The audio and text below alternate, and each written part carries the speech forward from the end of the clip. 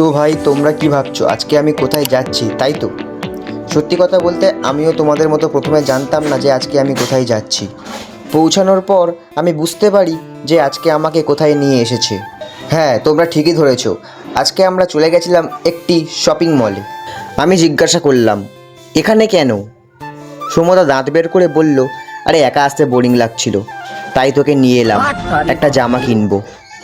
कौन है ये लोग? कहां से आते हैं ये? ভাই রে ভাই, জামা তো নয়, যেন কোহিনূর হীরা খুঁজছে। এটা পছন্দ হয় না, ওটা রং জ্বলে গেছে, ওটার হাত ছোট। আধা ঘন্টা ঘোরার পর সমদার রায়, এখানে ভালো কালেকশন নেই, চল অন্য কোথাও যাই। এরপর আমরা বেরিয়ে পড়লাম স্টাইল বাজারের উদ্দেশ্যে। অবশেষে আমরা ল্যান্ড করলাম স্টাইল বাজারে। এখানেও এক অবস্থা, लेकिन ये साला कर क्या रहा है यहाँ पे? একটা নীল জামা দেখছে তো একটা লাল জামা দেখছে। শেষমেশ ভগবানের অশেষ কৃপায় একটা জামা ওনার পছন্দ হলো।